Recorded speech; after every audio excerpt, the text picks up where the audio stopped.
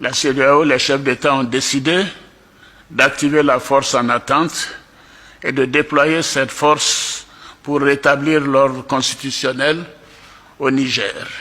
Les chefs d'État ont marqué un accord donc pour le déploiement des troupes d'un certain nombre de pays, dont la Côte d'Ivoire. Lorsque le 26 juillet, le Niger a décidé de prendre son destin en main, nous étions surpris de voir la CEDEAO apparaître de je ne sais où avec une force en attente. Où était cette force?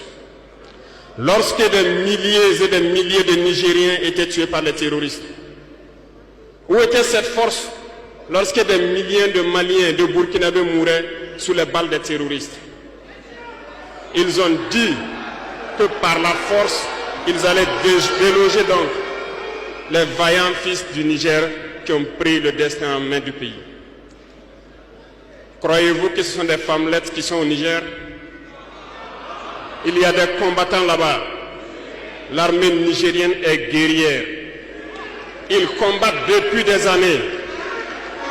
Ce n'est pas une armée de défilé ou une armée de maintien de paix.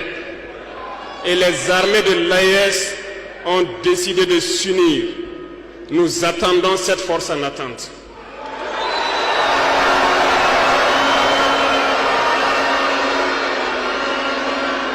Il faut que ces soi-disant démocrates le comprennent.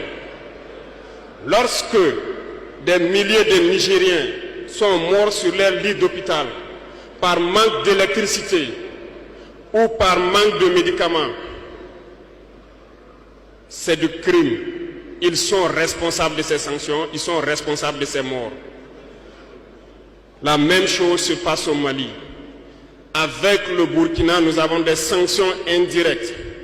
Parce qu'il faut que les gens comprennent. Lorsqu'ils prennent leurs consignes de l'autre côté, ils viennent, ils font tout pour l'appliquer. C'est honteux. Certains ont décidé de ne pas fournir l'électricité à nos pays. Ce n'est pas gratuit, nous payons. Et ça contribue à leur économie.